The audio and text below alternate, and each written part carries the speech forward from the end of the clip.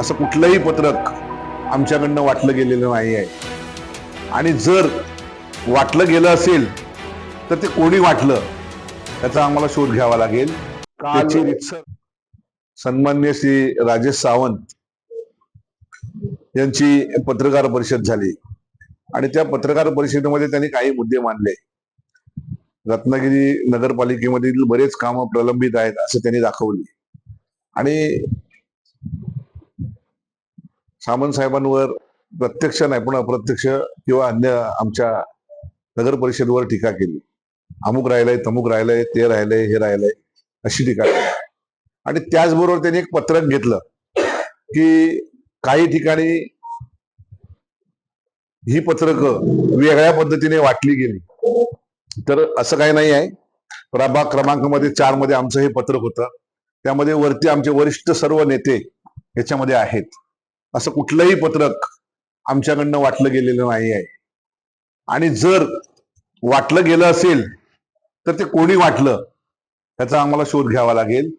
त्याची रितसर संबंधित हे जे तक्रार करणारे असतील किंवा हे जे पत्रकार परिषद घेणारे आहेत ह्यांनी देखील तिथं वाटलं असेल आणि आम्ही त्याची रितसर पोलीस स्टेशनला आज मी तक्रार करतोय की आमच्या नावाने वेगळं पत्रक कोण वाटतंय त्याचा खुलासा आम्हाला करायचा आहे.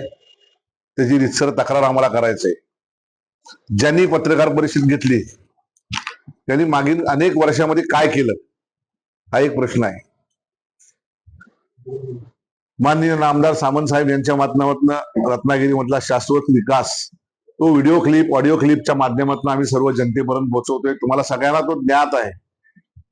तारांगण, छत्रपती संभाजी महाराजांच्या पुतळा, त्यानंतर शिवसृष्टी, भगवती बंदरची शिवसृष्टी, त्यानंतर तिबा पॅलेसचा 3D मल्टीमीडिया शो, नाट्यगृह जे झालेलं आहे नूतनीकरण, आणि येणाऱ्या काळामध्ये जे काही भरपूर प्रोजेक्ट्स आहेत ते मान्य नामदार सामंत साहेबांच्या माध्यमातून त्यांच्याकडे फक्त ओरडा मारण्यासारखी एकच ओही होती ती म्हणजे रस्त्यावर पडलेले खड्डे. आपल्याला माहिती आहे 6 महिने पाऊस पडला. 6 महिने पाऊस पडला. तो आता मागच्या 8 दिवसापर्यंत पाऊस चालू होता. जोपर्यंत पाऊस चालू होता तोपर्यंत रस्ते करता येणे शक्य नव्हतं. पण त्यानंतर रस्त्याची कामं सुरू झालेली आहेत आणि आता बऱ्यापैकी रस्त्याची कामं पूर्ण होताना दिसत आहेत. येणाऱ्या 1 महिन्यामध्ये, 1.5 महिन्यामध्ये, 2 महिन्यामध्ये ती पूर्ण होती. आता यांच्याकडे बोलायला काही राहिलेलं नाहीये. रत्नागिरी नगरपालिकेमधील महायुतीचे उमेदवार, नगराध्यक्षाचे उमेदवार शिल्पाताई सुरवय आणि भारतीय जनता पार्टी आणि शिवसेनेचे असे सर्व उमेदवार 1 नंबर पासून 16 नंबर पर्यंत प्रचारामध्ये प्रचंड आघाडी घेत आहेत. नागरिकांमधून त्यांना प्रचंड प्रतिसाद मिळतोय आणि विजयाची निश्चित हमी सगळ्यांची झाली. माझ्या माहितीप्रमाणे मला असं वाटतं नगराध्यक्षासह 32 उमेदवार आमचे निवडून येतील. समोर एकही उमेदवार निवडून येईल अशी सीट आज तरी माझ्या नजरेत दिसत नाही. हे सगळं बघता पायाखालची वाळू सरकल्यामुळेच राजेश सावंत यांनी हे आरोप केलेले आहेत. त्याच्यामुळे ह्या पत्रकाच्या माध्यमातून आम्ही त्यांना एवढंच सांगतो की आम्हाला कोणत्याही पत्रकावरनं फोटो काढण्याची गरज नाही आहे. विशिष्ट समाजामध्ये आम्ही आहे जे आमचे नेते आहेतच, त्यामध्ये काही प्रॉब्लेम नाही.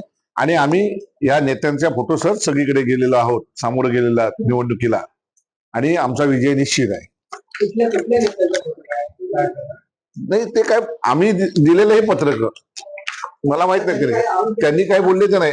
पत्रकामध्ये त्यांनी असं म्हटलंय की काही भागामध्ये वेगळी पत्रकं वाटली गेली तर ते पत्रक कोणतं आहे आम्हाला माहिती नाही. आमचं पत्रक हे आहे आणि आम्ही ह्या पत्रकाचं लिहिलंय. जे दुसरं कुठलं पत्रक आहे त्याबद्दल आम्ही रितसर पोलीस स्टेशनला तक्रार करत आहोत.